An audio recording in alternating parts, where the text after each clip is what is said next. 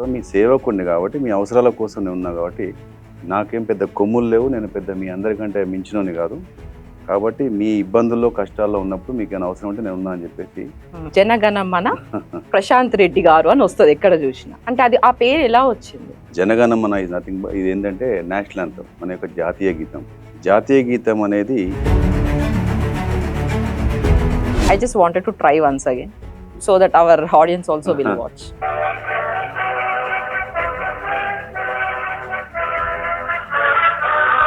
ఒకప్పుడు మనం జై హింద్ అనాలన్నా కూడా ఇలా 4 గోడల మధ్య రూఫ్ కింద అనాల్సి, గట్టిగా అనలేని పరిస్థితి. ఎందుకంటే ఎక్కడ బయటకంటే ఎక్కడ బ్రిటిషర్స్ వారు చూసి వాళ్ళ సోల్జర్స్ పట్టకపోతారనే భయంతో లోపల బిక్కు బిక్కు అనుకుంటూ చిన్నగానే మావోయిస్ట్ మధ్యలో ఎలా పనిచేశారు?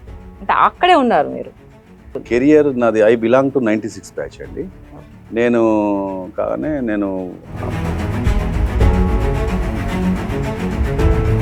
గల్ఫ్ బాధితులకి మీరు గట్టి చర్యలు తీసుకున్నట్టున్నారు.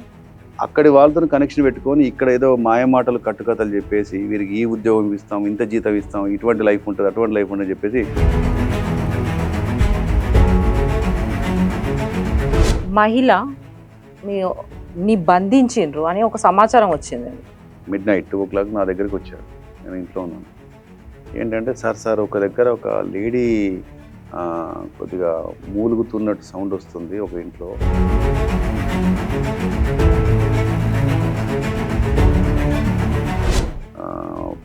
ఇక్కడ నోరుకు ప్లాస్టర్ వేసేసారు, వెనక చేతులు కట్టేశారు. చూసిన తర్వాత తాళాలు బయట నుండి తాళం వేసింది.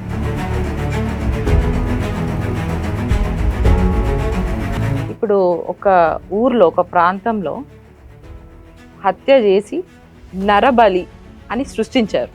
ఒక అతను ఇల్లు కట్టుకుంటున్నాడు, డోర్ ఫ్రేమ్స్ అని పెట్టాడు. ఆ ఇంటి ముందు ఒక మనిషి శవం వాగు దగ్గర ఒకటి బావి తవ్వుతున్నారు, మట్టి ఇసుకది. దాన్ని చేస్తుంటే అది కొంత గోతి తీసిన తర్వాత కూలిపోయి ఆ పిల్లాడలో ట్రాప్ అయ్యాడు, చనిపోయే పరిస్థితి ఉంది అతనిది.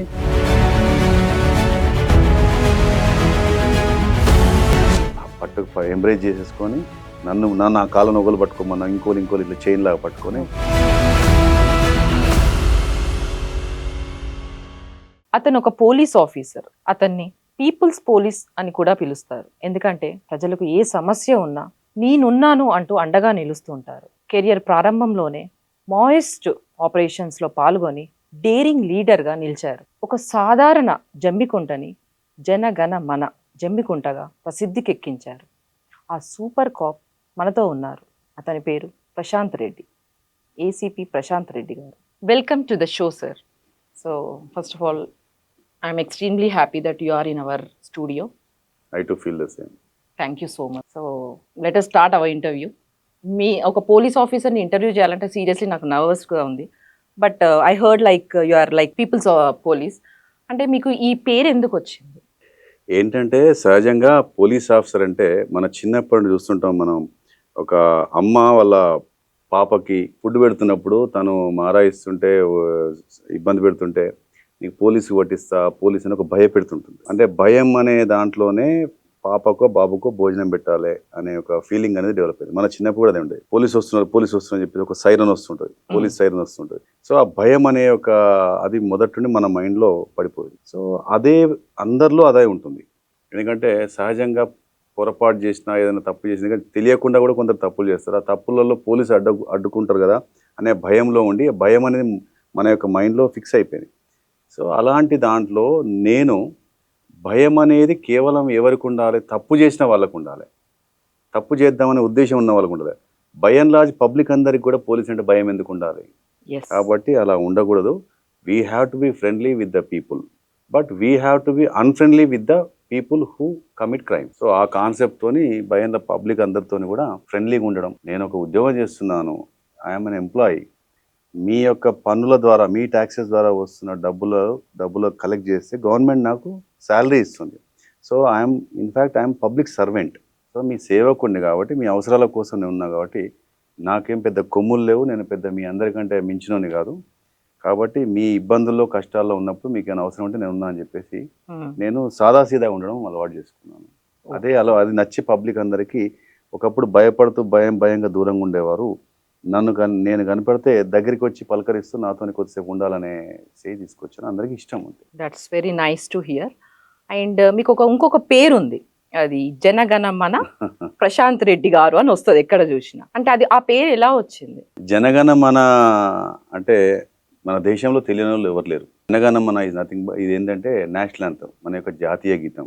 జాతీయ గీతం అనేది మన నోబుల్ లరేట్ రవీంద్రనాథ్ ఠాగూర్ గారు 1911లో భారత భాగ్య విధాత అనే ఒక సాంగ్ రాసినప్పుడు అందులో వన్ ఆఫ్ ది వర్సెస్ ఈ యొక్క జనగణమన అధినాయక జయ హే భారత భాగ్య విధాత అని చెప్పేసి ఒక వన్ ఆఫ్ ది 5 వర్సెస్లో ఒక వర్సెస్ తీసుకొని దాంట్లో మన దేశాన్ని, మన దేశం యొక్క స్వరూపాన్ని, దేశం యొక్క భౌగోళిక పరిస్థితుల్ని, దేశ ప్రజల గురించి మొత్తం పూర్తిగా వివరిస్తూ పాడిన పాట.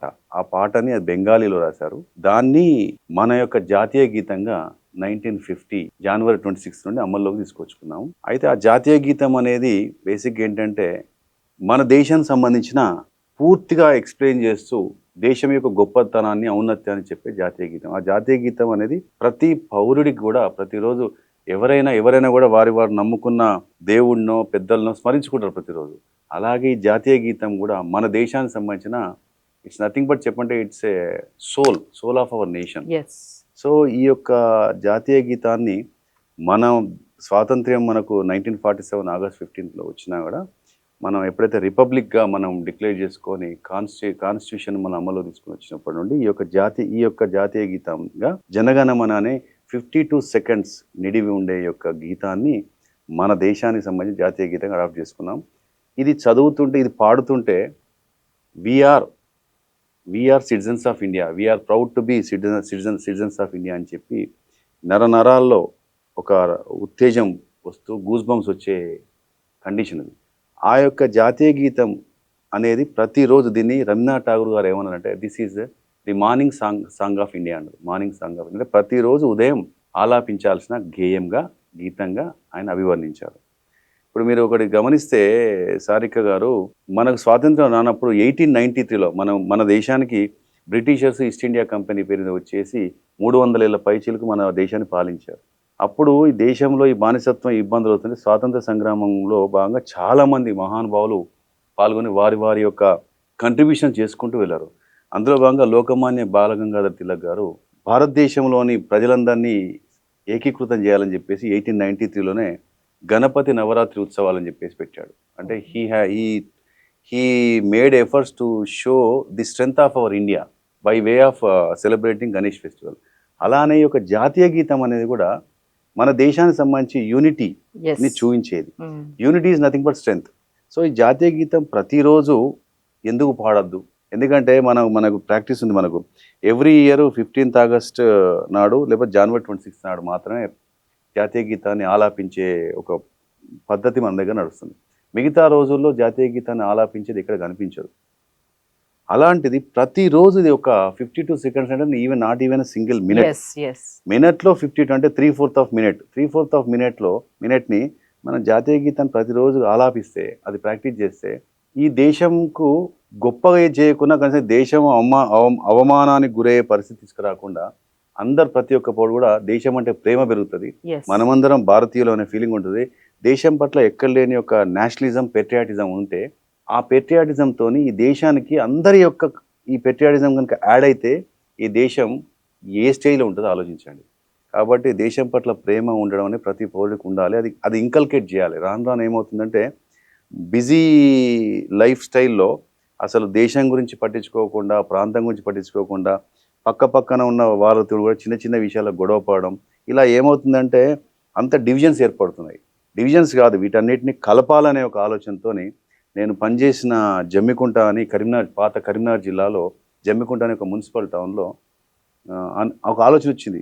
ప్రజలందరినీ ప్రతిరోజు 1 నిమిషం పాటు ఎక్కడి వారిని అక్కడ ఈ యొక్క జాతీయ గీతం అనే కాన్సెప్ట్తోని అందరితోని కనుక మనం ఆలాపించే కార్యక్రమం పెడితే, ఇది ప్రతిరోజు ఉంటే రోజుకు వారి దేశం పట్ల, స్వాతంత్ర సమరయోధుల పట్ల, వారి యొక్క బాధ్యతల పట్ల, వారి యొక్క విధుల పట్ల ఒక ఆలోచన వచ్చి ఒక మంచి చక్కటి కల్చర్ డెవలప్ అయ్యి ఇది అల్టిమేట్గా దేశం యొక్క పురోభివృద్ధికి బాగుంటుందని చెప్పేసి నేను అప్పుడు ఆలోచించాను.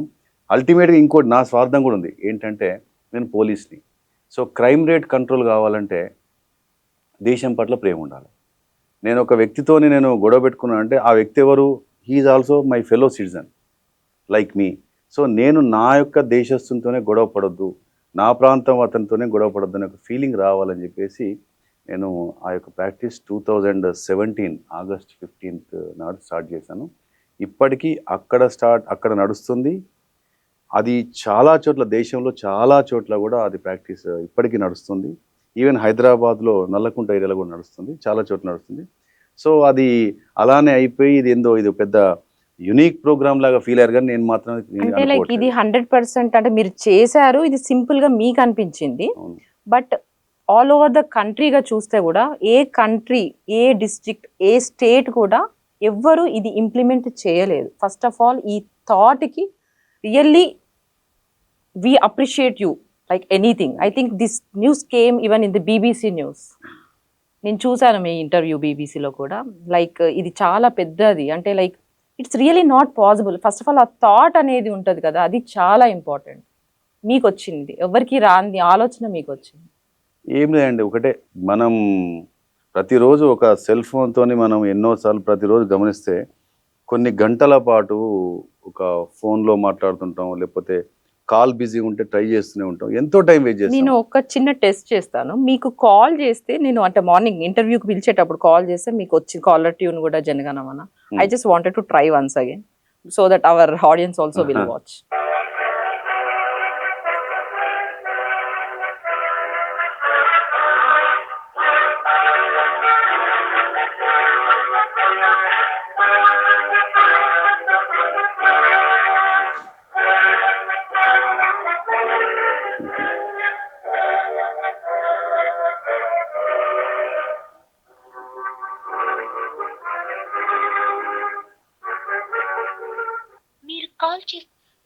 దిస్ ఇస్ సో ఇప్పుడు- అమేజింగ్ సార్. లైక్ అది వింటేనే గూస్ బంప్స్ వస్తున్నాయి. ఇప్పుడు మీరు ఒక 10 to 15 seconds విన్నారు. ఆ యొక్క ఆ రిథమ్, ఆ యొక్క ఆ ట్యూన్, ఆ యొక్క పద్ధతి వింటుంటేనే ఎంత హ్యాపీగా అనిపించింది చెప్పండి. మీరు గూస్ బంప్స్ వస్తున్నాయని చెప్పారు. ఆబ్వియస్లీ మనకి ఎక్కడో ఒక దగ్గర మనం లిమిట్స్ ని సెట్ చేసుకోగలుగుతాం. Yes. అంటే లైక్ ఏదో అంటే లైక్ తప్పు చెయ్యకుండా Yes. ఎక్కడో ఒకటి అది ఆగిపోతాం. ఇటువంటిది ప్రతిరోజు ప్రతి పౌరుడు, ప్రతి వ్యక్తి ప్రతిరోజు కనుక దీన్ని ఒక 52 seconds విన్నా, పాడినా, ఆ తర్వాత తన యొక్క ఫర్దర్ యాక్టివిటీస్ డే స్టార్ట్ అయ్యే ముందు ఇది చేస్తే, ఇది ఒక ఆలాపించినా విన్నా, ఇక దేశం తలదించుకునే విధంగా ఏ పని చేయడు. తల ఎత్తుకునే పని చేయలేకున్నా తను తలదించుకునే పని మాత్రం చేయలేడు అనేది నా యొక్క నమ్మకం. దానికోసమే చేస్తాం. ఇంకోటండి, బిఫోర్ 1947 మన ఫాదర్స్ ఫ్రీడమ్ ఫైటర్స్ వారి వ్యక్తిగత జీవితాన్ని, వారి కుటుంబ జీవితాన్ని, వారి యొక్క ప్రొఫెషనల్ లైఫ్ని, వారి కంఫర్ట్స్ని అన్నిటిని త్యాగం చేశారు. ఎందుకోసం? ఒకటి they wanted to have freedom. Yes.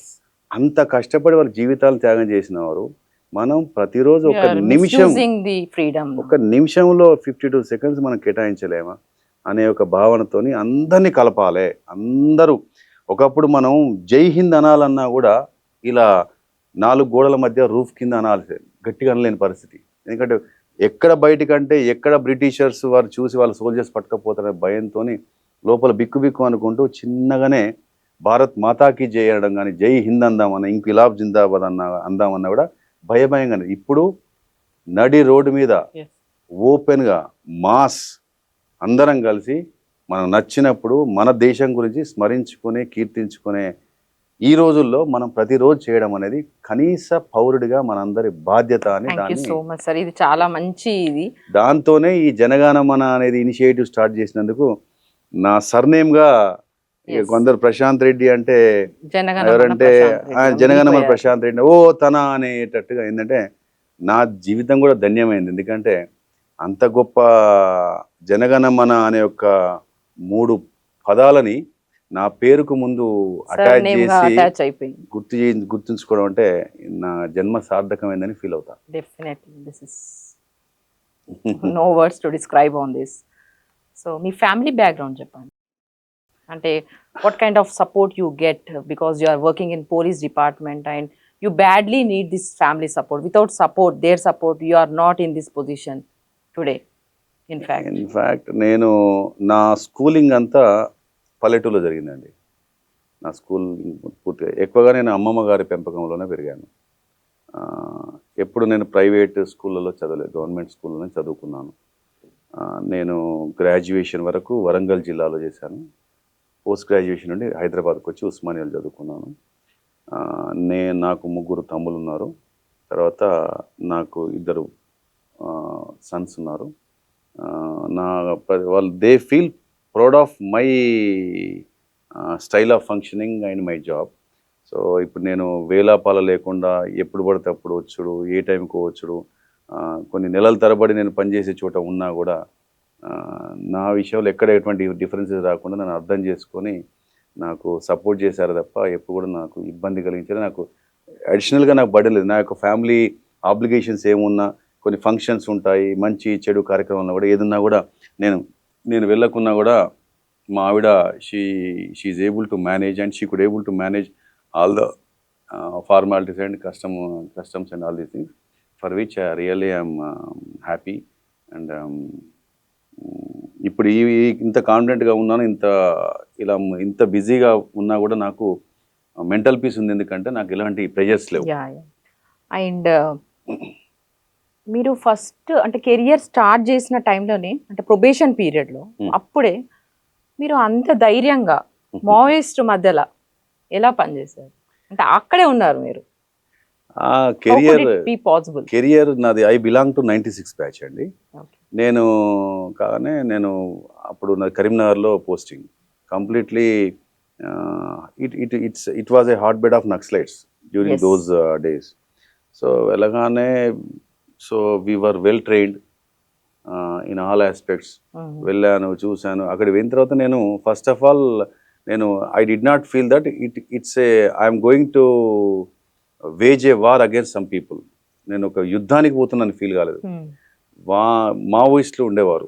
వాళ్ళు ఏంటంటే మావోయిస్టులది వాళ్ళు ఏంటంటే పబ్లిక్ మాస్ బేస్ ఉండాలి. ఏ ఉద్యమం అయినా కూడా సస్టైన్ కావాలన్నా, ఏ ఉద్యమం అయినా కూడా సక్సెస్ కావాలన్నా కూడా వారు ఎవరి కోసం అయితే, ఏ కాజ్ కోసం అయితే ప్రయత్నం చేస్తున్నారో ఆ కాజ్ కోసం ప్రయత్నం చేస్తున్న ప్రజల యొక్క సపోర్ట్ ఉండాలి. మీకు అప్పుడు భయం కాలేదు? అంటే మీరు కొత్తనే కదా. అంటే నేను 22 ఇయర్స్లో నేను ఎస్ఐ అయినండి. 22 years at the age of 22 I became SI. So అప్పుడు నాకు చెప్పాలంటే భయం అంటే ఏం రాలేదు. ఎందుకంటే ట్రైనింగ్ అనేది మాకు నేర్పుతుంది. అంటే how to take precautions, what are the defence mechanisms we have to adapt while engaging in some sort of anti extremist యాక్టివిటీస్లో. కాబట్టి భయం అనేది ఏం లేదు. ముఖ్యంగా ఏంటంటే నేనేమనుకున్నా అంటే వారి స్ట్రెంగ్త్ పబ్లిక్ అనుకుంటారు. Even public strength. ఒక దగ్గర నేను ఒక ఇంటి ముందుకెళ్ళి వెళ్తుంటే ఇంట్లోపల అతను ఉంటే ఆ ఇంటి యజమాని చెప్పకపోతే నాకు తెలియదు కదా. అంటే వాళ్ళ బేసే అది. కాబట్టి నేను పబ్లిక్ వాళ్ళు మాకు స్ట్రెంగ్త్ అనుకుంటే ఆ పబ్లిక్ కోసమే మేము ఉన్నాం. మరి మమ్మల్ని ఎందుకు మీరు యూటిలైజ్ చేసుకోవట్లేదు అని చెప్పేసి నేను పబ్లిక్లోకి వెళ్ళాను. సో పబ్లిక్ వాళ్ళ బేస్ అది అనుకుంటే ఆ బేస్లోకి నేను వెళ్ళాను. Public, I could able to win over the hearts of the public. Because that might be the reason today you are called like people's police. Yes, right. I got the answer now. So, me first independent post ఎక్కడ? నేను first మన ఎస్ట్వెల్ కరీంనగర్ జిల్లాలో first వెళ్ళి మంతని ముత్తారం ఉంటుంది. మంతని పక్కన ఉంటుంది.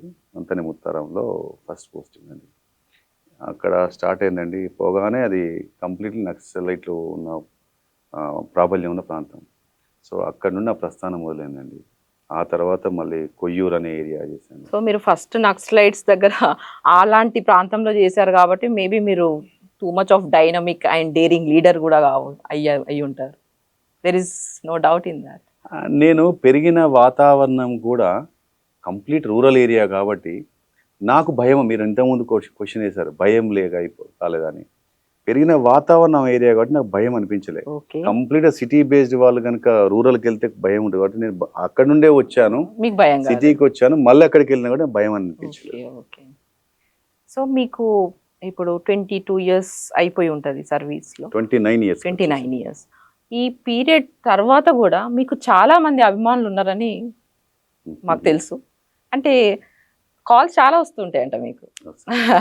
అంటే మీకు అట్లా ఎట్లా అనిపిస్తుంది వాళ్ళు కాల్ చేసినప్పుడు? How do you feel? నేను సర్వీస్లోకి ఎంటర్ అయినప్పుడు ఈ యొక్క సెల్ ఫోన్ మొబైల్ ఫోన్లో లేదు. అప్పుడు అంతా ఎక్కడికో వెళ్ళి public call office public telephone బూత్లోకి వెళ్ళాల్సి ఉండే. మేము వెళ్ళాలంటే ఫోన్ చేసుకోవాలంటే ఆ రోజులలో 20-25 కిలోమీటర్ దూరం వెళ్ళి అక్కడికి వెళ్ళి ఫోన్ చేసుకునేవాళ్ళం.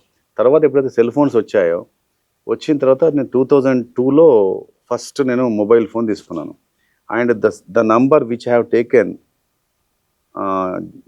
in the year 2002, okay. and the same number I am continuing. Oh that's The great. reason for keeping the same number is only because of thing the is fans. to to get me connected with the people okay. whom I know.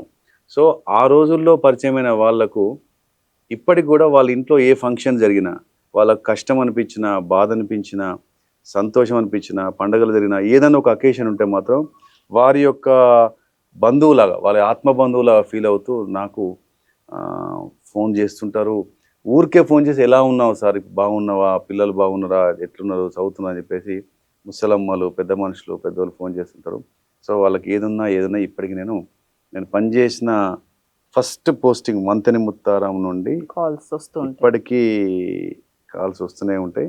వారికి నాకు connections ఉన్నాయి, నా దగ్గరికి వస్తూనే ఉంటారు. నాకు చెప్పాలంటే దేవుడిచ్చిన బంధువులు ఆ ప్రజలే. ఎస్. మీ ఆ పిక్చర్ చూస్తే కూడా లైక్ చాలా బాగుంది. ఇంకా can you show few pictures? ఇవి జమ్మికుంటలో నేను జాతీయ గీతాలాపన కార్యక్రమం స్టార్ట్ చేసినప్పుడు అక్కడి ప్రజల యొక్క ఫీలింగ్స్ అవి. మీ పక్కన చుట్టూ అందరూ సీనియర్ పీపుల్ ఉన్నా కూడా మీకు మీ అభిమానులు ఎక్కువ మంది ఉన్నారు అక్కడ. It really reflects in that picture. They treat me as if I'm the native of that place only. You one many hearts. ఇది స్టార్టింగ్లో జమ్మికుంటలో జనగణమన అని ప్రతిరోజు ఉదయం 8 గంటలకు అక్కడ టౌన్ మొత్తం జాతీయ గీతాలాపన స్టార్ట్ అవుతుంది. అదండి. అండ్ నేను ఒక క్వశ్చన్ అడుగుతాను. This is my personal question. Please carry on. ఇప్పుడు మీరు పెద్దపల్లిలో ఇది జరుగుతుంది, జమ్మికుంటలో. Can we continue this in other places as well? చెప్పాలంటే అండి, నేను హైదరాబాద్ లో డెఫినెట్లీ ఇప్పుడు మీకు మొత్తం నెట్వర్క్ ఉంటుంది, డిపార్ట్మెంట్ అంటే like why don't we implement that? ఒకటండి, మీ యొక్క ఛానల్ ద్వారా నా యొక్క రిక్వెస్ట్ టు ద కమ్యూనిటీ ఏంటంటే, this is not this is అంటారు ఈ జాతీయ గీతాలాపన ప్రతిరోజున of course it may be a brain child of me, but నేనేమంటా this is not my whole property and this is not my patent. So ఏమంటానంటే, ఎక్కడైనా కూడా ప్రజల్లో ఒక మూమెంట్ కానీ ప్రజల యొక్క ఆలోచనల్ని మార్చాలన్నా, ఒక అందరి యొక్క ఆలోచనల ప్రయత్నాలని ఛానలైజ్ చేయాలన్నా కూడా లీడర్ కావాలండి. ఒక లీడర్ ఉండాలి, ఒక వ్యక్తి ఉండాలి. లీడర్ అంటే కేవలం పొలిటికల్ లీడర్ అనేది కాదు, ఒక లీడర్ ఉండాలి. మన ఫ్యామిలీలో కూడా సమ్ టైమ్స్ కొన్ని ఫ్యామిలీలో ఫాదర్ లీడర్ ఉంటాడు, కొన్ని దగ్గర ఎల్డర్ సన్ లీడర్ ఉంటాడు, కొన్ని చోట్ల అమ్మ లీడర్ ఉంటుంది. సో లీడర్ అనే వ్యక్తి ఉంటే ఆ లీడర్ ఏం చేయాలంటే ప్రజల్ని సమాయత్తం చెప్పు. గాంధీ మహాత్ముడు, మనం ఒకసారి ఆలోచిస్తే, గాంధీ మహాత్ముడు గుజరాత్ రాష్ట్రానికి చెందిన గాంధీ మహాత్ముడు సౌత్ ఆఫ్రికాలో నుండి రిటర్న్ వచ్చిన తర్వాత ఆయన ఎటువంటి కమ్యూనికేషన్ నెట్వర్క్ అనేది ఎంత తక్కువ ఉందని మనందరూ తెలుసు. ఆ టైంలో ఆయన యొక్క లైఫ్ స్టైల్తోని, ఆయన యొక్క పద్ధతితోని ఓల్ ఇండియా అంటే కేవలం ఇప్పుడు మన ఇదే కాదు, పాకిస్తాను, బంగ్లాదేశ్తో కలిసి ఉన్న ఆ అఖండ భారత్లో ఆయన ఆ రోజుల్లో అంత ఇన్ఫ్లుయెన్స్ చేయగలడు. అలానే ఇప్పుడు కూడా ఏంటంటే, నా రిక్వెస్ట్ ఏంటంటే, భారతదేశం మనం ఏం చెప్పుకుంటాం, మన దేశాన్ని విశ్వగురు అని చెప్పుకుంటాం. అంటే ఎక్కడ కూడా ఎలాంటి సంస్కృతి లేని టైంలో, కల్చర్ లేని టైంలో, ఎలా బ్రతకాలి అసలు లైఫ్ ఎలా ఉండాలి, లైఫ్ స్టైల్ ఎలా ఉండాలి తెలియని టైంలో కూడా ప్రపంచానికి పాఠాలు నేర్పిన చరిత్ర మన దేశానికి ఉంది. అటువంటి ఈ దేశంలో ఇప్పుడు మీరు అన్నట్టుగా ఈ జాతీయ గీతాలాపనను ఎవ్రీ ప్లేస్లో, టౌన్లో, ఊర్లలో అంతటా ఉంటే బాగుండని మీరు అన్నారు కదా. నా మనసులో నాకు కళ కూడా అదే. నేను జమ్మికుంటలో స్టార్ట్ చేసినప్పుడు మీది నేను అప్పుడు లాంగ్ బ్యాక్ చూసాను ఇది, బట్ అప్పుడు వచ్చిన నాకు ఆ థాట్ వచ్చింది. అది నా రిక్వెస్ట్ కూడా అదే అండి. ఎందుకంటే ఇది నేను ఇప్పుడు ఇంతకుముందు చెప్పాను, ప్రతి చోట అది పొలిటికల్ లీడర్ కావచ్చు, లేకపోతే బ్యూరోక్రాట్ కావచ్చు, కానీ దీన్ని ఏంటంటే మీరు గమనించండి, ఎక్కడన్నా ఉంటే చాలామంది జాతీయ గీతాలాపన సమయంలో జెండా వందనం చేసి జెండాను పైకి ఎగిరేసిన తర్వాత సెల్యూట్ పెట్టి జాతీయ గీతాలాపన పాడుతున్న వాళ్ళని చూడండి, వాళ్ళ లిప్ మూమెంట్ ఉంటుంది తప్ప వాళ్ళకు పూర్తిగా రాదు. జాతీయ గీతాలాపన మనం పోయి ఇప్పుడు బయట రోడ్డు మీద అడిగితే ఎంతమందికి జాతీయ గీతం సరిగ్గా వస్తుంది అంటే రాను రాను దాన్ని మర్చిపోతున్నారు. ఇద్దరు స్కూల్ పిల్లల్ని పెట్టేసి వీళ్ళందరూ సెల్యూట్ పెట్టేసి జాతీయ గీతాలాపన వాళ్ళు వాడుతుంటే వీళ్ళు కేవలం లిప్ మూమెంట్ చేస్తారు, వీళ్ళు పూర్తిగా రాదు. ఎంత అవమానకరం చెప్పండి. కాబట్టి ఈ యొక్క జాతీయ గీతాలాపన ప్రాక్టీస్ ప్రతి చోట ఉండేటట్టుగా ఎవరికి తోచింది వారు, ఎవరితో ఇప్పుడు ఒక హోటల్ యజమాని కూడా ప్రతిరోజు దాన్ని అందరూ లీడర్స్ కావాలి. ఫైనల్లీ చివరికి ఏంటంటే ఈ దేశం స్ట్రాంగ్ ఉంటేనే కదా మనమందరం హ్యాపీగా ఉండేది. ఈ దేశంలో ఇంత స్వతంత్రం ఉంది. స్ట్రాంగ్ ఉండాలంటే ప్రతి ఒక్కరు ప్రతి చోట ఏదో ఒక కార్యక్రమం చేసి దేశానికి అల్టిమేట్గా మంచి పేరు తేవాలి, గొప్పగా ఉండాలి, గర్వపడేటట్టు ఉండాలి. దానికి ప్రతి చోట చేయడం కోసం ప్రయత్నం చేయాలని చెప్పి నా యొక్క నేను డెఫినెట్లీ ఎక్స్పెక్ట్ చేస్తాను by the next year like everyone should become a leader and take this as a pledge. So definitely sir మేము మీ నుండి ఎక్స్పెక్ట్ చేస్తున్నాం, మీరైతేనే పాసిబుల్ చేయగలుగుతారేమో అని నేను కోరుకుంటున్నాను. And coming back to our interview, and Gulf బాధితులకి మీరు గట్టి చర్యలు తీసుకున్నట్టున్నారు. గల్ఫ్ బాధితులు చెప్తాండి. గల్ఫ్ పాపం ఇప్పుడు మన దగ్గర అన్ఎంప్లాయ్మెంట్ అనేది ఇదంతే. This is the reason why the reason for going abroad అంటే మోస్ట్లీ అంటే ఈ యొక్క ఐటీ అనేది లేనప్పుడు, ఈ ఐటీ ఇండస్ట్రీ ఇంత ఫ్లోరిష్ కానప్పుడు అందరూ కూడా మిడిల్ ఈస్ట్ కంట్రీస్కి వెళ్ళేవారు మన దేశం నుండి. అంటే Saudi Arabia, Oman, Iran, Iraq, Algeria ఇలా వెళ్ళేవారు. అప్పుడు వెళ్ళిన టైంలో ఈవెన్ తర్వాత ఈ మధ్య కాలంలో కూడా అక్కడికి వెళ్ళేటప్పుడు ఏజెంట్స్ ఉంటారు. అక్కడి వాళ్ళతో కనెక్షన్ పెట్టుకొని ఇక్కడ ఏదో మాయమాటలు కట్టుకథలు చెప్పేసి వీరికి ఈ ఉద్యోగం ఇస్తాం, ఇంత జీతం ఇస్తాం, ఇటువంటి లైఫ్ ఉంటుంది, అటువంటి లైఫ్ ఉంటుంది చెప్పేసి ఒక రోజీ పిక్చర్ క్రియేట్ చేసేసి పంపిస్తారు. అక్కడికి వెళ్ళిన తర్వాత అతను పనిచేసే చోట ఎక్స్పెక్ట్ చేసింది ఒకటి, అనుకున్నది ఒకటి, ఇక్కడ చేస్తుంది ఒకటి అని భావిస్తూ ఈవెన్ రీసెంట్ కూడా గోట్ లైఫ్ అని ఒక సినిమా వచ్చింది. ఆ గోట్ లైఫ్ అంటే కూడా అది ట్రూ తీసుకెళ్ళి అక్కడ హీనస్ జాబ్ చేయించడం, లేకపోతే ఒంటెలను దట్ ఈస్ ట్రూ. సో దాంట్లో ఇప్పుడు వస్తున్న గవర్నమెంట్స్ రియాక్ట్ అయిపోయి గల్ఫ్ ఎన్ఆర్ఐ అఫైర్స్ అని చెప్పేసి ఒక సెల్ ఏర్పాటు చేసేసి ఇప్పుడు కాస్త యాక్టివేట్ చేసి అక్కడ గవర్నమెంట్ వాళ్ళతో టైప్ అయిపోయి ఇలాంటి కాకుండా ఏమైనా అయితే మాత్రం ఇమీడియట్ నోటీస్లోకి వస్తే ఆ విషయంలో వాళ్ళని మన దగ్గర తెప్పించుకోవడమో లేకపోతే అక్కడ వాళ్ళకి సంబంధించిన రిహాబిలిటేట్ చేయడం లాంటివి చేస్తాం. కానీ ఒకప్పుడు మాత్రం నేను జగిత్యాలలో పనిచేసినప్పుడు ఈ యొక్క గల్ఫ్ బాధితుల ఇష్యూ ఎక్కువ ఉండేదండి. అప్పుడు నేను I have taken tough decision and action against the Gulf agents who really cheated the people in the guise of creating jobs. Okay, మీరు అప్పుడు అక్కడ ఉన్నప్పుడు చేశారు, బట్ తర్వాత కూడా మళ్ళీ ఇలాంటి ఏమైనా జరుగుతున్నాయా ప్లేస్? అక్కడక్కడ చెదురుముదురు జరుగుతున్నాయి ఈ విషయంలో. ఎక్కడైతే ఎందుకంటే అప్పుడు ఇంత సోషల్ మీడియా లేదు, ఫోన్స్ మాట్లాడే ఇప్పుడు ఈ మధ్య కాలంలో రీసెంట్ గా కూడా ఒక న్యూస్ లో వీడియో వచ్చింది కదా, అంటే మేము ఇక్కడ సఫర్ అవుతుంది. ఇప్పుడు government has become sensitised by all means and కొద్దిగా అంటే government has taken tough action against the Gulf agents and we are maintaining data also. Maximum. Data of agents. ఎవరైతే గల్ఫ్ ఏజెంట్స్ ఉన్నారో ఏంటి అని చెప్పి వాళ్ళ యొక్క జెన్యున్నెస్, వాళ్ళ యొక్క ప్రొఫైల్ బిల్డప్ చేసుకుంటూ ఒకవేళ కనుక వాళ్ళు ఇటువంటి పనులు చేస్తే మాత్రం వాళ్ళ మీద షీట్స్ ఓపెన్ చేయడం అలాంటివి చేస్తూ కొంచెం గవర్నమెంట్ కంట్రోల్ చేస్తుంది. ఒక మహిళ నీ బంధించిండ్రు అని ఒక సమాచారం వచ్చింది మీకు, రాగానే మీరు దాన్ని ఇమీడియట్ గా స్ట్రిక్ట్ గా తీసుకొని దాన్ని లాంగ్ బ్యాక్ స్టోరీ ఇది, గంజాయి ఆయుధాలను ఆ మూటాని మీరు పట్టుకొని అరెస్ట్ చేసిండు. అసలు ఎట్లా? అది నేను రామగుండం ఎన్టీపీసీలో సబ్ ఇన్స్పెక్టర్ ఉన్న టైంలో ఒకరోజు నైట్ పెట్రోలింగ్ కోసం హోంగార్డ్స్ వెళ్తుంటారు, టౌన్లో వెళ్తుంటారు. ఓకే, వాళ్ళు ఒక రోజు రాత్రి అరౌండ్ 2 o'clock అట్లా midnight 2 o'clock నా దగ్గరికి వచ్చారు. నేను ఇంట్లో ఉన్నాను. ఏంటంటే సార్ ఒక దగ్గర ఒక లేడీ కొద్దిగా మూలుగుతున్నట్టు సౌండ్ వస్తుంది ఒక ఇంట్లో, మాకు భయం వేసింది సార్ అని చెప్పేసి అన్నారు. అలా మేము టార్చ్ వేసి చూస్తే ఒక లేడీ లాగా అనిపిస్తుంది సార్, మాకు భయం అయింది అనగానే వెంటనే నేను కొంతమంది పోలీసుని పిలుచుకున్నాను, సిబ్బంది పిలిపించేసుకొని వెంటనే వాళ్ళని తీసుకొని అక్కడికి వెళ్ళాను. వెళ్ళిన తర్వాత వీళ్ళు చూసింది వాస్తవమే, అందులో ఒక లేడీని బంధించారు. ఆమెకు ఇక్కడ నోరుకు ప్లాస్టర్ వేసేసారు, వెనక చేతులు కట్టేశారు.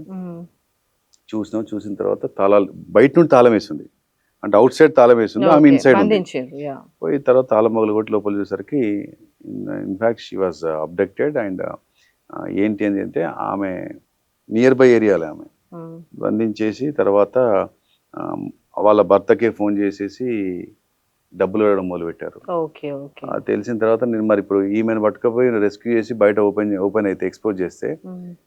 ఈమె రెస్క్యూ కాబట్టది అయిపోయింది, Hmm. Job is over. But ఈమెను బంధించింది ఎవరో తెలియాలంటే ఎట్లా, వీళ్ళని పట్టుకోవాలి, అది ముఖ్యం కదా Yes. అని చెప్పేసి నేను ఆమెను బంధించిన ఆమెను పంపించేస్తూ ఆమెను కనిపించకుండా ఆమె వెళ్ళిపోమని చెప్పేసి ఆమెకు వాళ్ళకు హ్యాండ్ ఓవర్ చేసి ఆ ఇంట్లో అదే మళ్ళీ ఒకటి సేమ్ తాళం తీసుకొచ్చి తాళం వేయించి ఆ ఇంట్లో ఉన్నట్టుగా ఆ ఇంట్లో ఇంటాక్ట్గా తాళం బలగొట్టినట్టుగా ఉన్నట్టుగా పెట్టేసి Oh. ఆ ఇంటికి దగ్గరలో ఒక ఏరియాలో 2 రోజులు 24/7 అంటాం కదా, 24 hours 2 రోజులు Mm. 2 రోజులు కంప్లీట్ 24 గంటలు దానిపైన నిఘా వేస్తే ఎప్పట్లానే ఒక లేడీ వచ్చింది. మామూలుగా అంటే చూసింది, గేట్ తీసుకుంటే తాళం వచ్చింది. ఆ లేడీ రాగానే లేడీని పట్టుకున్నాను. ఆ లేడీని పట్టుకొని విషయం రాబడితే లేడీతో పాటు ఇంకొంతమంది ఉన్నారు. ఆ వచ్చిన ఆమెను కూడా ఆ ఇంట్లోనే పెట్టుకున్నాను. ఇక ఆ ఇల్లు నేను కంప్లీట్గా ఏంటంటే లోపల యాక్టివిటీలు మేమే ఉంటూ కొంతమందిని బయట అబ్జర్వేషన్ పెడుతూ ఒక్కొక్కరిని ఒక ముగ్గురు పట్టుకున్నాం. అంటే ఇంటికి వస్తుంటాం అంటే మేము లోపల వేసేసుకున్నాం. Okay. తర్వాత ఆ ఇంటికి వాళ్ళని పట్టుకొని వాళ్ళ ద్వారా వాళ్ళ ఫోన్ ద్వారా ఇంకొక ఇద్దరిని ట్రైన్లో వస్తుంటే పెద్దపల్లి పట్టుకున్నాం. Mm. ఆ దాన్ని పట్టుకుంటే మీ అన్న గంజాయి స్మగ్లింగ్ చేస్తున్నారు వాళ్ళని పట్టుకుని వాళ్ళ వెపన్స్ దొరికాయి, వాళ్ళని పట్టుకొని మహారాష్ట్ర వార్దాకి వెళ్ళాము, వార్దాలో రికవర్ చేసాం.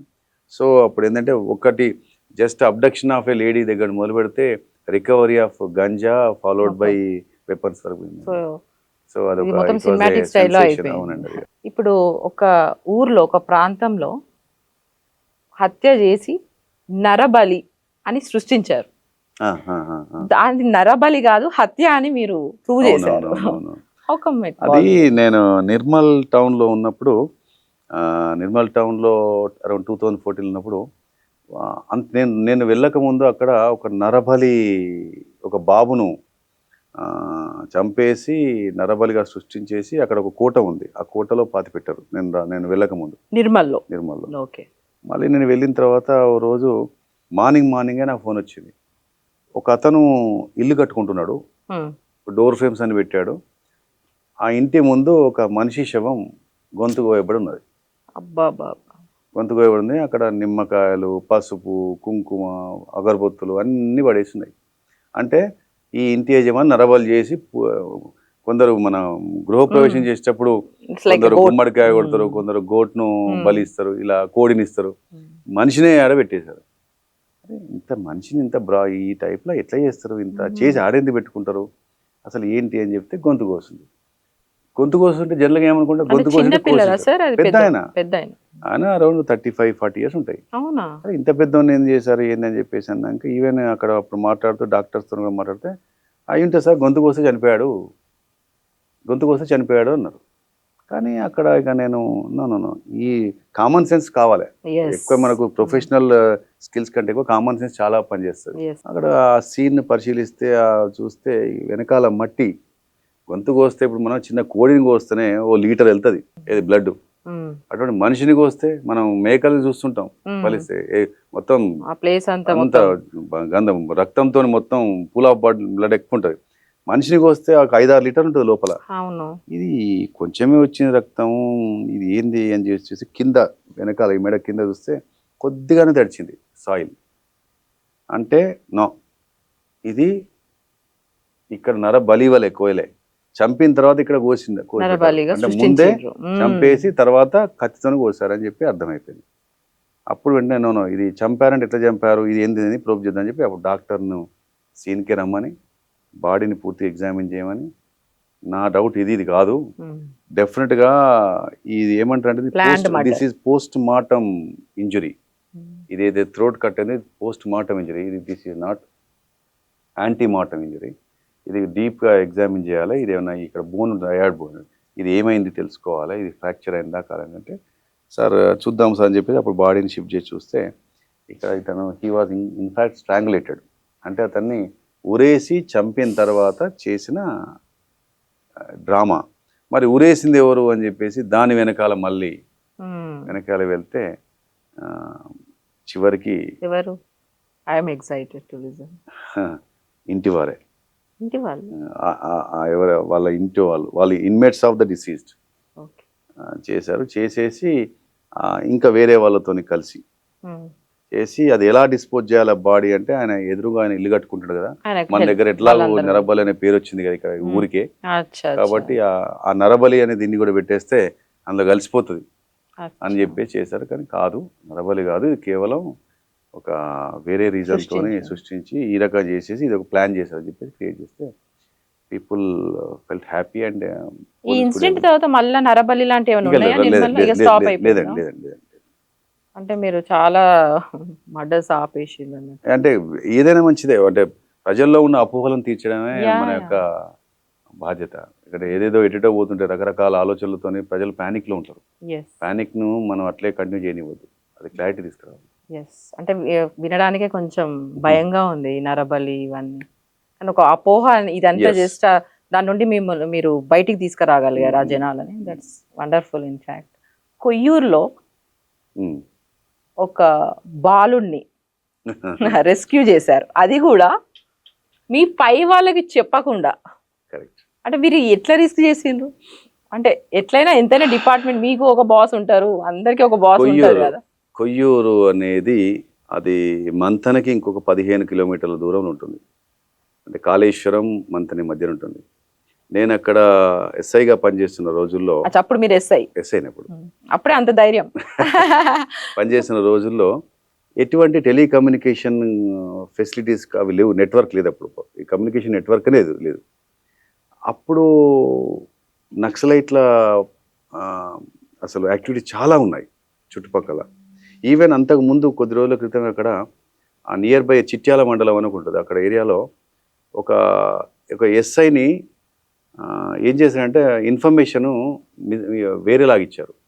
ఒక దగ్గర దిష్టి బొమ్మను పెట్టారు గ్రామ పంచాయతీకి, ఆ దిష్టి బొమ్మ ఎవరో పొలిటికల్ లీడర్కి సంబంధించిన దిష్టి బొమ్మ అని చెప్తే ఈయన పోయి అది తీసే ప్రయత్నం చేశాడు. అది తీసే ప్రయత్నం చేసినప్పుడు బ్లాస్ట్ అయింది. He was the said SI was badly injured. అంటే అప్పుడు ఏంటంటే మనల్ని పిలిచేవారు, అంటే ఏదో ఒక సంఘటన చేసి కానీ, ఏదైనా ఒక సంఘటన జరగందాన్ని జరిగినట్టుగా కానీ ఇన్ఫర్మేషన్ చేరవేసేసి మమ్మల్ని వారి చోటుకు మమ్మల్ని పిలిచేవారు. ఆ పిలిచినప్పుడు మేము ఏమి ఆలోచించకుండా తొందరపడి వస్తే ఆ వచ్చే దారి కాచి, దాని అంబుష్ అంటారు మా భాషలో, బెయిటెడ్ అంబుష్ అంటారు. అట్లా దారి కాచి మా మీద అటాక్ చేసే రోజులు అవి. అలా చాలా జరుగుతున్నాయి. అప్పుడు నేను అక్కడ ఉన్నాను, అరౌండ్ నైట్ ఈవినింగ్ టైం 8 అవుతుంది అప్పుడు, 8 o'clock అంటే దోస్ డేస్ ఇప్పుడు నేను చెప్తే 2001 ప్రాంతంలో, అంటే 24-25 ఏళ్ల క్రితం. అక్కడ ఎవరో పోలీస్ స్టేషన్ ముందు ఒక హోటల్ దగ్గర ఎవరో మల్లారం అనే విలేజ్ అవుట్స్కర్ట్స్లో వాగు దగ్గర ఒక పిల్లాడు తండ్రి వాగు దగ్గర ఒకటి బావి తవ్వుతున్నారు, మట్టి ఇసుకది, దాన్ని చేస్తుంటే అది కొంత గోతి తీసిన తర్వాత కూలిపోయి ఆ పిల్లాడు ట్రాప్ అయ్యాడు, చనిపోయే పరిస్థితి అతనిది, అందరు ఊరంతా అక్కడికి వెళ్తున్నారు అని చెప్పేసి ఒక ఇన్ఫర్మేషన్ ఫీలర్ ఇచ్చారు. అది నా దగ్గర సెంట్రీ విని ఆ విషయాన్ని నాకు చెప్పాడు. ఇప్పుడు అది నిజమా కాదా? అది నిజమైతే వెళ్ళాలి, నిజం కాకపోతే మమ్మల్ని పిలిపించే పని చేస్తే మాకేదైనా జరుగుతుంది. నేను ఒక్కడనే ఉన్నాయి అప్పుడు, ఏం చేయాలి, పోదామా? పోతే ఒకవేళ ఇది కనుక వాళ్ళు మనల్ని ట్రాప్ చేస్తున్నారు, ఇట్ మేబీ ఏ ట్రాప్, ఇది ట్రాపా కాదా ఏమీ తేల్చుకోలేని పరిస్థితి. పోలీస్ స్టేషన్లకి క్వార్టర్లకి, పోలీస్ స్టేషన్ క్వార్టర్కి అటు ఇటు తిరుగుతున్నా ఒక్కడనే. ఏంటి ఇది, ఏం చేసు, ఏంటి నిజమా కదా? ఊరికే ఉంటే నిజమైతే బాలుడు చచ్చిపోతాడు, అది మనకి ఎప్పటికీ లోపల హాంటింగ్ లాగా ఉంటుంది అని ఆలోచించాలని ఒకటి అనుకున్నాను. ఏదేమైనా కానీ పోదాం. మరి పోదామంటే పై అధికారులు చెప్తే వెళ్ళకూడదు ఇంకా, బికాస్ ఇదేమైనా జరగచ్చు, డోంట్ గో అంటారు. వాడు డోంట్ గో అని ఒకసారి అన్న తర్వాత నేను పోలేను, చెప్పకుండా పోతే కనీసం నేను స్వతంత్రంగా పోయినామనేత అని ఆలోచించి ఏదేమైనా కానీ చూద్దామని చెప్పి అనుకొని నా దగ్గర ఉన్న స్పెషల్ పార్టీలో ఒక 6 తీసుకున్నా, నా గన్మెన్లు 2 తీసుకున్నా, ఒక దారిలో వెళ్తున్న ఒక వెహికల్ని ఆపమని చెప్పాను చీకట్లో. ఒక జీప్ ఆపారు, దాని లోపల తెప్పించేసుకుని ప్యాసింజర్లు మీ దింపేశాను. వెహికల్ వెళ్ళలే మీరు కావాలి మాకు వెహికల్స్ ఉండేయండి. ఇప్పుడు మా వెహికల్ కేవలం 2 కాళ్ళే. అంతేనా? మేము కాళ్ళని నమ్ముకొని బ్రతికేవాళ్ళం. ఎందుకంటే వెహికల్ ఎక్కితే బ్లాండ్ మైన్స్, ఓ ఎక్కడైనా బ్లాస్ట్ చేయొచ్చు. కాబట్టి మేము వేరే. వెహికల్ ఎప్పుడు ఎక్కలే. కానీ ఇప్పుడు వెహికల్ మీద వెళ్ళకపోతే కష్టం, రోడ్ బాగాలేదు, లోపల ఫారెస్ట్ ఉంటుంది అది అని ఒక 8 మందిని నేను తీసుకొని అందరికి AK-47 పెట్టుకొని డ్రైవర్కి ఇన్స్ట్రక్షన్స్ ఇచ్చిన, 80% లాగద్దు, స్లో చేయొద్దు, స్లో అయితే కూడా బ్లాస్ట్ అవుతుంది, ఉండొచ్చు, ఏదేమైనా తేల్చేద్దామని చెప్పేసి మొండిగా తెగించి వెళ్ళాము. వెళ్ళిన తర్వాత వాస్తవానికి అది నిజమే, ఓ మై గాడ్, మీరు పోకపోతే చనిపోవు పిల్లాడు. పోయి అక్కడ 100 మంది జనం అంతా గుమిగూడారు. ఇక అక్కడ అందరినీ పక్క పెట్టేసి ఆ బావిలో ఉన్న పిల్లాడిని ప్రయాణ కిందికి దిగి పట్టుకు ఎంబ్రేజ్ చేసేసుకొని నన్ను నా కాళ్ళను ఒకలు పట్టుకోమన్నా, ఇంకోలు ఇట్లా చైన్ లాగా పట్టుకొని లాగి బయటపడేసిన తర్వాత ఆ పిల్లాడిని మా ఫస్ట్ ఎయిడ్కి పంపించాం. తర్వాత మళ్ళీ రిటర్న్ జర్నీ కూడా మాకు డేంజరే, ఎందుకంటే ఒకటే road, single road. So return వస్తుంటే ఇంకా ఎక్కువ టెన్షన్ ఉండే, ఎందుకంటే మాది ముందు వెళ్ళేటప్పుడు ఎటు వెళ్తామో గెజ్ చేయలేరు, కానీ రిటర్న్ మాత్రం పోలీస్ స్టేషన్కి వస్తారని తెలుసు కాబట్టి సేమ్ రూట్ రావడానికి కొంచెం టెన్షన్ ఉండే. కానీ ఆ టైంలో అందరికీ చెప్పాను ఒకటే మాట, మనం ఒక పిల్లాడిని రక్షించడం కోసం వెళ్ళాము, ఆ పిల్లాడిని రక్షించాం అంటే ఒక మనిషి ప్రాణాన్ని కాపాడాము. ఇప్పుడు తిరిగి వెళ్తున్న క్రమంలో మన పైన ఏదైనా దాడి జరిగితే ఆ దాడి చేసిన వారు బ్లేమ్ అవుతారు, మనకు మంచి పేరు వస్తుంది, మన డిపార్ట్మెంట్కి మంచి పేరు వస్తుంది. కాబట్టి ఏదేమైనా మంచిది, దేనికైనా మనం సిద్ధంగా ఉందాం అని చెప్పేసి వాళ్ళ లోపల ఒక ధైర్యాన్ని నింపేసి అదే రూట్లో వచ్చాము. ఏమీ కాలేదు. తెల్లవారి మా పై అధికారులకు చెప్తే ఫస్ట్ చివాట్లు పెట్టారు, తర్వాత మళ్ళీ anyway you did a great thing అని చెప్పేసి అప్రిషియేట్ చేశారు. సరే, ఆఫీసర్స్ యొక్క అప్రిసియేషన్ కంటే ఎక్కువ ఒక పిల్లాడిని రక్షించాము అనే ఒక తృప్తి ఉంది. ఆ పిల్లాడు ఇప్పటికీ నాతోని కాంటాక్ట్లోనే ఉన్నాడు. పెద్ద అయ్యాడా? అతడి పేరు ఓదలు, పెద్దగా అయ్యాడు, ఇప్పుడు అతను తాత అయ్యాడు. ఓ ఓకే ఓకే, దట్స్ వండర్ఫుల్. మీకు అత్యంగా అంటే చాలా కేసెస్ మీరు you handle so many cases right, but ఇన్ని సిచ్యువేషన్స్ ప్రతిరోజు ఒక 2-3 ఉంటాయి మీరు సాల్వ్ చేసేవి, ఎప్పటికీ మిగిలిపోయే కొన్ని ఇన్సిడెంట్స్ ఏమైనా ఉంటే మాతో షేర్ చేస్తాం. ఒకటి, అపార్ట్ ఫ్రమ్ రెగ్యులర్ పోలీసింగ్ అంటే ఏంటంటే కొంచెం జనరల్గా ఏదైనా మిస్టీరియస్ ఇన్సిడెంట్ జరిగితే, అన్నోన్ అఫెండర్స్ ఏమైనా అఫెండ్ చేస్తే వాటిని కొన్ని గుర్తుంటాయి, అంటే లైక్ మనం సాటిస్ఫై అవుతాం అన్నట్టు, అంటే లైఫ్ టైం మనకు క్యారీ అవుట్ అవుతుంది. ముఖ్యంగా నా దాంట్లో నాకు అనిపించేది ఏంటంటే రెగ్యులర్గా ఇన్సిడెంట్స్ని కొన్నిటిని అనర్జ్ చేయడమే కాకుండా, ఇప్పుడు నేను నక్సలైట్ ప్రభావిత ప్రాంతంలో చేసినప్పుడు, ఆ మంతిని ఏరియాలో చేసినప్పుడు, అక్కడ నక్సలైట్లు ఎంతసేపు వాళ్ళు డ్రిల్లింగ్ కోల్ ఎక్స్ప్లోరేషన్ డ్రిల్లింగ్ మిషన్స్ని తగులబెట్టేవారు. అప్పుడు నేను మెల్లిగా ప్రజల్లోకి వెళ్ళి ఎవరి కోసం చేస్తున్నారు, మనం ఏంటంటే ఒకటే కాన్సెప్ట్, కాళ్ళ కింద నల్ల బంగారం అంటే బొగ్గు, కాళ్ళ కింద నల్ల బంగారం, కనుచూపు మేరలో కటిక దారిద్ర్యం, అంటే ఎటు చూసినా దరిద్రంగా అనిపిస్తుంది, కానీ కాళ్ళ కిందనే బంగారం ఉంది. ఈ బంగారాన్ని వెలికి తీయడం చేస్తేనే మన దరిద్రం పోతుంది. మరి వెలికి తీసే ప్రాసెస్లో గవర్నమెంట్ డ్రిల్లింగ్ మిషన్స్ తీసుకొచ్చేసి కోల్ ఎక్స్ప్లోరేషన్ కోసం చేస్తుంటే మావోయిస్టులు వాటిని కాలబెడితే ఎందుకంటే ఆ ఏరియా ఎప్పుడు అభివృద్ధి దగ్గరికి వస్తే ప్రజలందరూ దానికి వెళ్ళిపోతే వాళ్ళ షెల్టర్ పోతుంది కదా. సో షెల్టర్ పోతే కూడా షెల్టర్ పోవద్దు అనే ఒక ఆలోచన వాళ్ళకు ఉండే. అప్పుడు ప్రజలందరినీ నేను జాగృతం చేసేసి వేల సంఖ్యలో ఉద్యమం చేయించాను. ఆ తర్వాత ఫాలోడ్ బై గవర్నమెంట్ సీరియస్గా స్టెప్ తీసుకుంది. తర్వాత ఇప్పుడు అక్కడ ఓపెన్ కాస్ట్ మైనింగ్స్ అయ్యాయి, అదొక తృప్తి ఉంటుంది. తర్వాత నక్సలైట్లు అండర్ గ్రౌండ్ వెళ్ళారు. అండర్ గ్రౌండ్ వెళ్ళిన వాళ్ళను తీసుకురావడం కోసం చేసిన ప్రయత్నంలో సక్సెస్ అయ్యాను. ఒక 24 మంది బయటకు వచ్చారు. వాళ్ళ ఒక ఊర్లో 4 వెళ్ళారు, ఒకటే ఊరు నుండి 6 వెళ్ళారు. ఆ ఊర్లో ఒక స్కూల్ కట్టించాం. ఎక్కడ లేని తృప్తి ఉంది.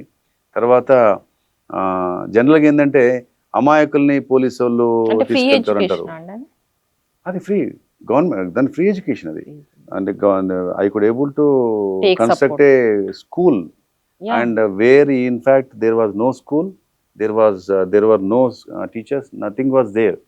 అప్పుడు ఆ రోజులో సుమితా దావ్రా కలెక్టర్ ఉండేది 2001లో.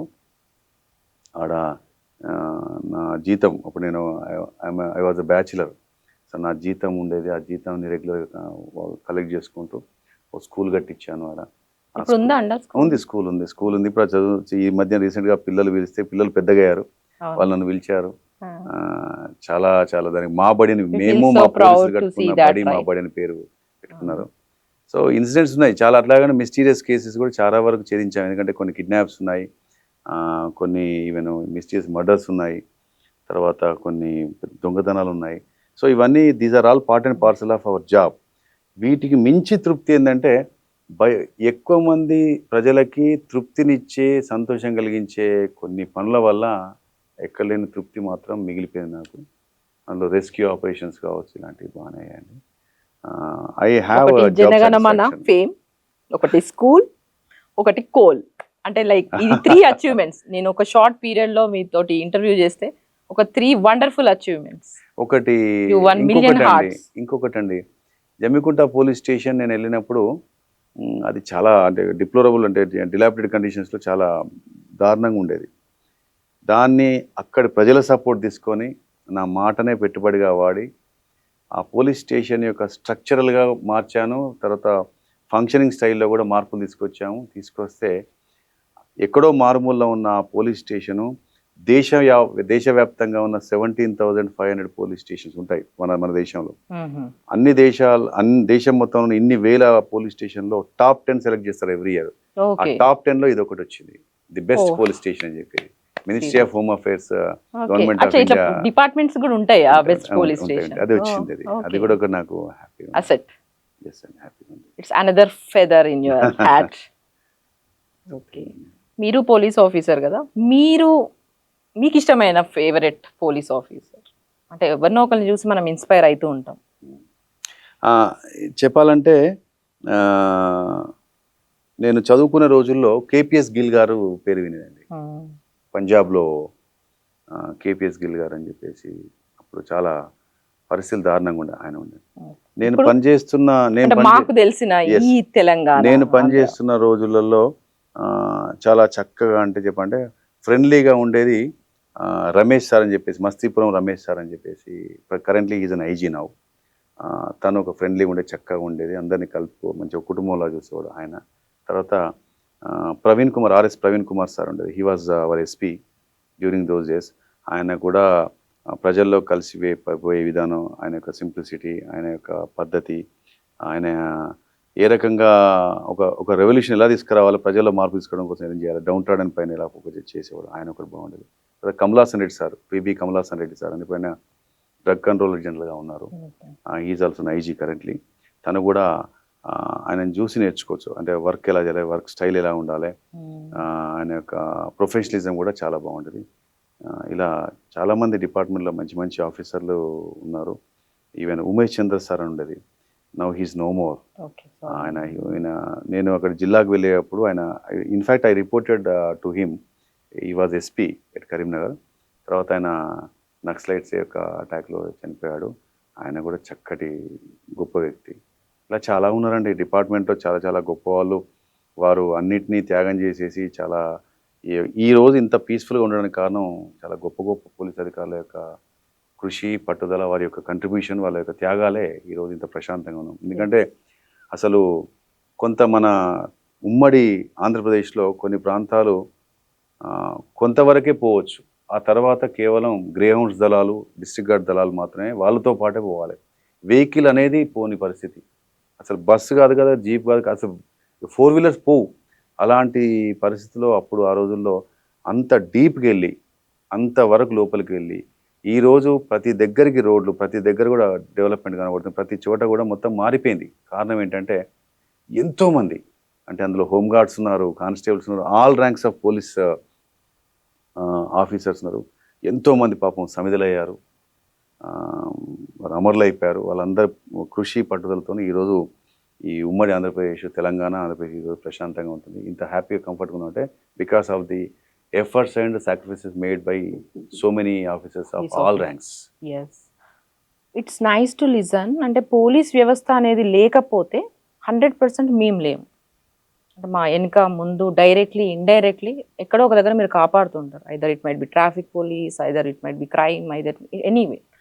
కానీ ఇప్పుడు ఒక చూస్తే గనక రీసెంట్ మూవీస్ గనక చూస్తే మనం, అంటే మీరు రీసెంట్ గా చూసారు కదా పుష్ప 2, అది ఒక టాప్ మూవీ, మంచిగా చేశారు, అల్లు అర్జున్ గారు మంచిగా పర్ఫామ్ చేశారు, అంతా బాగుంది. బట్ నాకు ఒక ఇన్సిడెంట్ దాంట్లో నచ్చలేదు. ఏంటి అంటే పోలీస్ వ్యవస్థని టోటల్గా కించపరిచే విధంగా ఉంది. మీరు చూసుంటారా సార్? ఒకవేళ చూస్తే గనక ఈ స్మగ్లర్ ఎవరైతే ఉన్నారో పోలీస్ వాళ్ళందరినీ పైసలు ఇచ్చి కొనేస్తారు, అంటే రిటైర్మెంట్ వరకు డబ్బులు ఇచ్చేస్తారు. ఆ ఇన్సిడెంట్ అంటే నా ఫ్యామిలీలో కూడా అందరూ పోలీస్ వాళ్ళే. సో నేను చాలా రియాక్ట్ అయ్యాను ఆ టైంలో. అంటే ఐ డెంట్ ఎక్స్ప్రెస్డ్, బట్ నాకు చాలా కోపం వచ్చేసింది అలా చూస్తే. అంటే ఒక స్మగ్లర్ పోయి ఒక పోలీసులు అందరినీ కొనగలుగుతారా? అంటే మీలాంటి వాళ్ళకి ఎందుకు సీరియస్గా తీసుకోలేదు ఆ సిచ్యువేషన్? ఇది సరిక గారు మీరు చెప్పింది మీ మీరు అబ్జర్వేషన్ అనుకుంటే ఏదైనా సాధించగలుగుతారు. అంటే నేను ఎందుకు అంటున్నాను అంటే ఇక మీదట ఖచ్చితంగా ఇలాంటి నాన్ సెన్స్ జోక్స్ ఏ మూవీలో పెట్టకుండా definitely you can do it. నిజమేనండి. ఈ విషయంలో నేను ఏకీభవిస్తాను. మీరన్న మీ రియాక్షన్ నేను బికాస్ యాజ్ ఎ సిటిజన్ ఇప్పుడు మీరు ఇంత కష్టపడతారు, మీరు అమరులు అవుతారు, ఇవన్నీ బయటికి రావు. అవునవును. అంటే ఒక పోలీస్ వ్యవస్థలో ఎవరో కొందరు ఉంటారు లంచాలు తీసుకునే వాళ్ళు, వీళ్ళు ఉంటారు. అట్లా అని చెప్పేసి నువ్వు ప్రతి ఒక్కరిని, ఒక డిపార్ట్మెంట్ ని నువ్వు అలా ఎలా చూపిస్తావు? అది చెప్పాలంటే ఈ యొక్క సివిలైజ్ సొసైటీ ఈ రోజులలో ఇంత దారుణంగా కూడా రావద్దండి. ఎందుకంటే మళ్ళీ అలాంటి మూవీస్ కి అవార్డ్స్, పోలీస్ ని ఇంతగా డిపిక్ట్ ఈ రకంగా నెగటివ్ షేడ్ లో డిపిక్ట్ చేయడం కరెక్ట్ కాదు. ఏంటంటే ఇప్పుడు పోలీసు, నేను ఇప్పుడు ఇంతకుముందు మీరు అడిగిన క్వశ్చన్ మాట్లాడుతున్నాను, ఎంతో మంది యొక్క సాక్రిఫైసెస్తోనే ఈరోజు ఏ సొసైటీ డెవలప్ కావాలన్నా పొలిటికల్ స్టెబిలిటీ ఉండాలి, ఇంటర్నల్ పీస్ ఉండాలి. అంటే సొసైటీలో పీస్ ఉంటే అక్కడికి ఎవరైనా వచ్చి అక్కడ ఉన్న వాళ్ళు ఫిజియలాజికల్గా సైకలాజికల్గా డెవలప్ అవుతారు. తర్వాత బయట నుండి వచ్చే ఇన్వెస్టర్స్ కూడా ఇన్వెస్ట్ చేస్తారు. ఏ కంట్రీ అయినా, ఏ సొసైటీ అయినా, ఏ స్టేట్ అయినా డెవలప్ అవుతుంది. సో ప్రశాంతత, అలజడి లేకుండా లా అండ్ ఆర్డర్ మంచిగా ఉంటే, చక్కగా ఉంటే అక్కడ ఏ ఒక్క యాక్టివిటీ అయినా కూడా మంచిగా ఫ్లోరిష్ అవుతుంది. ఏ ఒక్క యాక్టివిటీ డెవలప్మెంట్ రిలేటెడ్ యాక్టివిటీస్ నేను చెప్పేది. అటువంటిది ఈరోజు ఇంత ప్రశాంతంగా ఉండడానికి కారణం, దాంట్లో ముఖ్యమైన రోల్ ప్లే చేసేది అందరికీ తెలుసు, పోలీసే. ఎందుకంటే పోలీసు ఒకసారి ఆలోచిస్తే, నేను పోలీసుగా మాట్లాడుతున్నాను కాదండి, ఈ ప్రతి చోట పోలీస్ అవసరం ఉంది. ప్రతి చోట ఒకసారి ఒక పూట పోలీస్ కనుక అబ్సెన్స్ ఉంటే, మరి అలాంటి పోలీసులని కించపరిచే విధంగా ఉంది. You have to definitely take it very seriously. Police community has really seriously thought about it. And we expressed our anguish. మీకు already we expressed our anguish and we expressed our displeasure definitely towards such kind of things. ఎందుకంటే అందులో ఆ రకంగా చేద్దాం. ఎందుకంటే అంతగా చేస్తే మరి ఇప్పుడు మేమే పోలీస్ అంటే ప్రొటెక్ట్ చేయాల్సింది మేమే, లా అండ్ ఆర్డర్ మెయింటైన్ చేయాల్సింది మేమే. మరి మమ్మల్ని ఆ రకంగా లాఫింగ్ స్టాక్ లాగా అలాగా చేసుకుంటూ పోతే, కామెడీ లాగా తీసుకుంటూ పోతే ప్రజలు ఎవరిని చూసి గౌరవిస్తారు? తప్పు, కరెక్ట్ కాదు. ఎందుకంటే సివిలైజ్ సొసైటీలో ఉన్న ఎడ్యుకేటెడ్ పీపుల్ అందరూ కూడా కొద్దిగా everyone should know their limits. ఏదైనా మినిమం చెప్పాలి. ఆ రకంగా ఒక అన్సోషల్ ఎలిమెంట్ని ప్రొజెక్ట్ చేసేసి ఒక లా ఎన్ఫోర్సింగ్ ఏజెన్సీని ఆ రకంగా చూపించడం కరెక్ట్ కాదు. అంటే మూవీస్ లో వాళ్ళు జస్ట్ ఒక పైరసీ చేస్తుంటేనే వాళ్ళు అంత ఫీల్ అవుతుంటారు. ఇంత డిపార్ట్మెంట్ ని కించపరచడం అనేది 100% అది wrong. I definitely wish that this kind of things should not repeat in future. We have been given that assurance as well. But ఇలాంటి రావద్దు. ఎందుకంటే అదే కాదు, ఎక్కడైనా కూడా నవ్వులాట కావద్దండి. పోలీస్ అంటే నవ్వులాట కావద్దు. ఎందుకంటే పోలీస్ ఎప్పుడు కూడా ఎక్కడో కొందరు ఉంటారు, కానీ అందరూ అలా ఉండరు. ఎవరో ఒకరు ఉండరని చెప్పేసి అది మొత్తం ఎంటైర్ వ్యవస్థను ఆపాదించడం కరెక్ట్ కాదు. ఆ విషయంలో మీ మాటకు నేను ఏకీభవిస్తా. సీరియస్ గా తీసుకొని డెఫినెట్లీ ఇక మీదట రిపీట్ కావద్దు అని మీరు అనుకుంటే అయితే ఖచ్చితంగా చేయగలుగుతారు. I strongly believe it. And ఇప్పుడు ఫ్యూచర్ లో అంటే లైక్ చాలా మంది పోలీస్ డిపార్ట్మెంట్ కి రావాలి అని ప్రిపేర్ అయ్యే వాళ్ళకి what advice would you like to give to the upcoming police leaders? Police అనేది it is a service. Of course it is a one kind of employment to every unemployed person. But more than that, doctor profession కావచ్చు, police profession కావచ్చు, వారి యొక్క personal కంఫర్ట్స్ని వదిలేసుకొని చేయాల్సిన service ఇది. ఈ సర్వీస్లో మీరు చూడండి, ఇది పోలీస్ సర్వీస్ రావడం, పోలీస్ జాబ్ రావడం అదృష్టంగా ఫీల్ కావాలి. ఎందుకంటే ఒక హోంగార్డ్ మన పోలీస్ డిపార్ట్మెంట్లో లాస్ట్ స్టేజ్లో ఉండే హోంగార్డ్, ఆ హోంగార్డ్ ఆఫీసర్ ఆయన రోడ్డు మీద నిల్చొని కనపడితే ప్రొఫెసర్ కావచ్చు, లేకపోతే వెరీ రిచ్ మ్యాన్ కావచ్చు, చూడగానే వెహికల్ డ్రైవ్ చేస్తున్న వ్యక్తి ఆయన ఆగు అంటే ఆగుతాడు. అతను చూసేసి సెల్ ఫోన్ మాట్లాడే వ్యక్తి పక్కన పెట్టేస్తాడు. అంటే భయం ఉంటుంది, అంటే order, because he is the person who is maintaining order in the society. అటువంటి ఆర్డర్ను మెయింటైన్ చేసే అవకాశం, నలుగురు బుద్ధి చెప్పే అవకాశం, నలుగురు తప్పంటే తప్పని చెప్పే అవకాశం అది కేవలం పోలీస్కే ఉంటుంది. అది హోంగార్డ్ కావచ్చు, కానిస్టేబుల్ కావచ్చు, హెడ్ కానిస్టేబుల్ కావచ్చు, ఏఎస్ఐ కావచ్చు, ఆల్ ర్యాంక్స్.